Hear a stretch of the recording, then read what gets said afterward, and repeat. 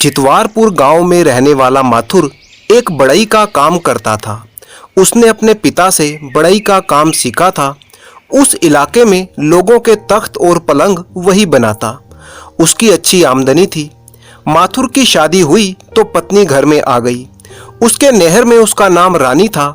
सास ससुर भी उसे प्यार से रानी कहने लगे, पर माथुर उसे प्यार से रनिया कहकर पुकारता था। शादी के बाद शुरुआती दौर में रनिया को बहुत ही सुख मिला, परंतु बाद में उतना ही दुख मिला।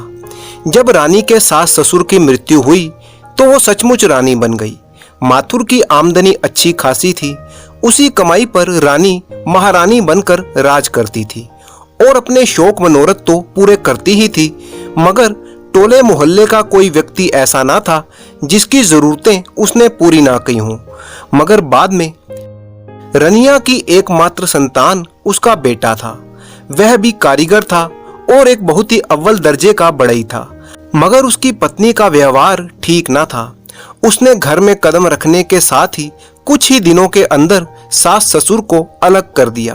पहले तो बेटा माथुर के साथ काम धाम करता था, परंतु माथुर के मन में इच्छा थी कि उसका बेटा उससे भी ज्यादा अच्छा कारीगर माना जाए, और ऐसा हुआ भी। माथुर के बेटे बेचन की अच्छी कारीगरों में गिनती होने लगी। अब इलाके के लोग काम करने के लिए उसे ही पूछते और बुलाते। अब माथुर अपने बेटे बेचन के अधीन काम करने लगा। कुछ दिन तो ठीक ठाक चलता रहा, परंतु बाद में वो बात नहीं रही। बात यह थी कि माथुर सभी कामों में अपने बेटे को आगे करते करते इस हालत में आ गया कि उसका बेटा बेचन बहुत आगे हो गया और माथुर बहुत पीछे रह गया। अब काम कराने वाले बेचन को ही पूछते थे, उसी से बात करते। माथुर और बेचन साथ साथ काम करते थे, मगर पैसे बेचन के पास ही आते थे। माथुर मुंह ताक कर रह जाता और बेचन अकेले ही सारा पैसा रख लेता। कुछ दिन इसी तरह बीतते गए तो रनिया ने अपने पति को टोका, यह क्या बात हुई? खटो तुम भी और पैसे अकेले वही रख ले। तो क्या करूं? क्यों मांगो? कैसे मांगूं? बेटा है ना, अजीब सा लगता है। तो क्या हम भूखे मरें और वो ऐश करें? तो तुम ही क्यों नहीं मांग लेती? काम करो तुम और मांगू मैं। इस मुद्दे पर दोनों प्राणियों में रोज किचकिच होने लगी, मगर दोनों में से कोई भी बेटे से पैसे नहीं मांगता। पर अब अनाज सब्जी की किल्लत होने लगी। रनिया पति को समझाते समझाते थक गई कि अकेले ही काम किया करो। माथुर कहता, कैसे छोड़ दूं? बेचन अभी भी काम के कई पहलू नहीं समझता है। रनिया उसे समझा बुझाकर थक गई, पर सब बेकार। अब वह लोगों के खेतों में काम करने लगी। रनिया काम करके आती तब दाना पानी की व्यवस्था होती थी। रनिया की कमाई से ही दोनों प्राणियों की गुजर बसर हो रही थी। ऐसी हालत में जब रनिया अपनी बहू को इतराते हुए देखती तो उसका गुस्सा अपने पति पर और भी बढ़ जाता। आगे चलकर उसके गुस्से ने स्थायी रूप ले लिया। वह पति को गाली देने लगी। यह गाली गलोच कई बार प्रचंड रूप धारण कर लेती। मधुर भाषिणी रनिया गाली गलोच करने वाली रनिया बन चुकी थी। लोगों को बुरा लगता, पर माथुर को कोई फर्क नहीं पड़ता था। वह चुपचाप गाली सुनता रहता। कभी कभी गाली देते पत्नी की तरफ देखता और सोचता, आखिर इसको ही खटना पड़ता है, हाड़ तोड़ती है ये। मुश्किल तो माथुर को भी थी कि वह बेचन से अपने हिस्से की मजदूरी कैसे मांगे। बेचन को खुद ही सोचना चाहिए था, पर वह धूर्त था और शातिर भी। उसकी माँ लोगों के खेतों में काम करती थी, मगर उसे दया नहीं आती थी। वह एकदम निर्मोही हो चुका था। समय बीतता गया। रनिया दिन प्रतिदिन विकराल रूप धरती गई, मगर परिस्थितियों में कोई अंतर नहीं आया। एक दिन की घटना है। शाम का समय था। माथुर बेटे के साथ काम करके लौटा, हाथ पैर धोकर बरामदे पर जा रहा था कि अचानक गिर पड़ा। धड़ाम की आवाज सुनते ही रनिया दौड़कर आई। देखा पति बेहोश पड़ा था और कई पड़ोसी भी दौड़े दौड़े आए। सबने उसे उठाकर कमरे में लाकर बिस्तर पर लिटा दिया। डॉक्टर को बुलाया गया। डॉक्टर ने जांच की और बताया उसे लकवा मार गया है, इसे तुरंत अस्पताल ले जाना होगा। सभी लोग बेचन की ओर देखने लगे। वह बोला, जैसी माई की इच्छा। बेचन की बात सुनकर रनिया तो जल भुन गई, परंतु बोली कुछ नहीं। रनिया ने 15 दिनों तक पति का अस्पताल में इलाज करवाया। उसके गहने तक बिक गए। बेचन कभी कभी जाता था, बस खाना पूर्ति करने के लिए। माथुर के पूरे शरीर में कोई हरकत नहीं होती थी, मगर वह थोड़ा थोड़ा बोलता था। एक दिन उसने पत्नी से पूछा, रनिया, तुमने पिछले जन्म में मेरा कोई कर्ज खाया था? इतनी सी बात ही वह बोल पाया था। पति की ये बात सुनते ही उसे लगा जैसे उसके मर्म पर गहरी चोट लग गई हो। उसे अपने ससुर की याद आई। वे भी अंतिम घड़ी में इसी तरह की माया अनुराग वाली बातें बोलने लगे थे। रनिया विचलित हो गई। वह रोने लगी। उसे अपने पति से बहुत ही प्रेम था। पति को कभी खाने पीने की दिक्कत ना हो, इसीलिए उसने अपनी देह की भी कोई परवाह नहीं की। इसीलिए तो वह दूसरों के खेतों में और घरों में काम करती थी। उसके दुख का कारण था उसके बेटे की उदंडता, उसका स्वार्थी व्यवहार। बेटे के प्रति क्रोध को वह पति पर उतारती थी। धीरे धीरे उसके मीठे बोल विषैले हो गए।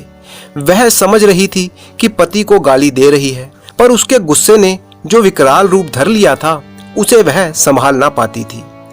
आज ये सारी बातें रनिया के कलेजे को चीर रही थी। आज वह अपनी इस टीस भरी अंतर्वेदना को पति के समक्ष उड़ेलना चाहती थी, पर माथुर ने उसे इतना समय ही नहीं दिया। माथुर मर गया। बेटे ने श्राद्ध किया, 5 गांवों को भोज दिया। इस भोज से उसका नाम ही नाम हो गया। परंतु उसे पूछने वाला कौन था कि पिता के जीवित रहते उसने पिता के लिए क्या किया। मगर रनिया संज्ञा शून्य सी सब कुछ देखती और सुनती रही। पति को याद कर अंदर ही अंदर रोती रही। श्राद्ध कर्म पूरा हो गया।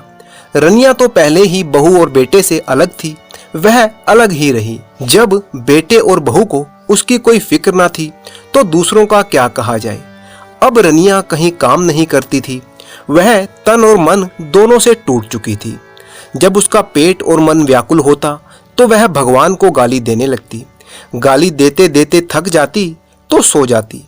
लोग कहने लगे कि रनिया पागल हो गई है। क्या रनिया सचमुच पागल हो गई थी? दरअसल उसके मन में बेटा और बहू के प्रति जो आक्रोश था, उसने उसे पागल बना दिया था। उन्हीं दिनों एक बार उसके नहर से उसका भतीजा आया और जिद करके उसे अपने साथ ले गया। रनिया नहर आ गई, वहीं पर रहने लगी।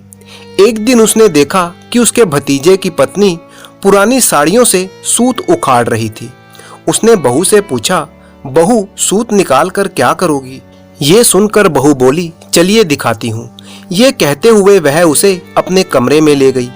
वहां रंग बिरंगी चटाइयाँ और बिस्तर पर सोने वाले गलीचों की तरह तरह के डिजाइन और बिछावन पड़े थे। उनमें आकर्षक फूलों के डिजाइन बनी थी। वाह, अद्भुत, बहुत सुंदर, आकर्षक है ये। क्या ये सब इन्हीं सूतों से बनी है? हाँ दीदी, सभी पुराने कपड़े नए हो गए। मगर जो मनुष्य बूढ़े हो गए हैं, वे कैसे नए होंगे? होंगे दीदी, होंगे। वे अपने काम से नए होंगे।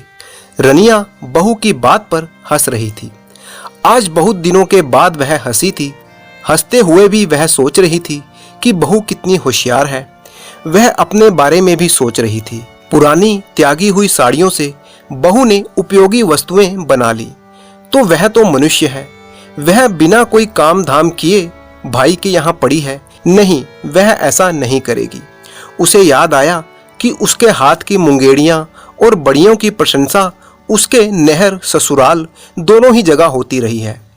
अपनी इस कला को वो फिर से जीवंत करेगी। उसने अपने मन की बात भाई और भतीजे के सामने रखी। पहले तो वो बोले कि तुम्हें ये सब करने की क्या जरूरत है, तुम यहीं पर रहो, खाओ पियो और आनंद करो। मगर रनिया बोली, नहीं बुआ, अगर मैं केवल खाना ही खाती रही तो मैं जी नहीं सकती। मुझे काम करने दो, तुम लोग मुझे इस काम में सहयोग करो। रनिया के तर्क सुनकर भाई भतीजा दोनों ही सहमत हो गए। 1 महीने के बाद रनिया ने भाई भतीजे की मदद से गांव के चौक पर दुकान के लिए एक लंबा चौड़ा कमरा किराए पर ले लिया। यहीं पर वो मुंगेड़ियां और बड़ियों की दुकान चलाती थी। इस तरह से 2 साल बीत गए। आसपास के पूरे इलाके में उसकी दुकान की चर्चा होने लगी। उसके बनाए सामानों की अच्छी बिक्री होती थी। अब तो उसके साथ गांव की 4 स्त्रियां भी थी। अब ये सारी स्त्रियां ही उसका एक परिवार थी। एक दिन की बात है, उसकी दुकान के सामने दो आदमी आकर रुके। उसमें से एक नौजवान था। उस नौजवान ने दूसरे से पूछा, ताऊ जी, ये वही बुढ़िया है ना जो गाली बकती थी? ताऊ जी ने कहा, हाँ बेटा वही है, परंतु अब ये गाली नहीं बकती। वो लड़का भी रनिया की दुकान पर बड़ियां लेने के लिए गया और उसने बड़ियां ले ली तो उसने पूछा, काकी पहचाना मुझे? हाँ, तुम मनोज हो ना? कब आए? परसों ही आया। तुम्हारा बेटा बेचन कैसा है? हम दोनों साथ ही पढ़ते थे ना? हाँ बुआ, याद है, लेकिन मैं अब उस घर की तरफ नहीं जाती और हम 5 स्त्रियां, यही मेरा परिवार है। मनोज ये सुनकर अवाक रह गया और रनिया की तरफ देखने लगा।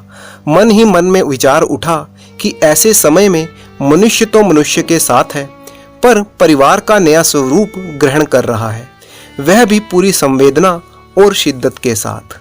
अब यही रनिया का परिवार था और इसी परिवार के साथ वो अपनी जिंदगी गुजारने लगी।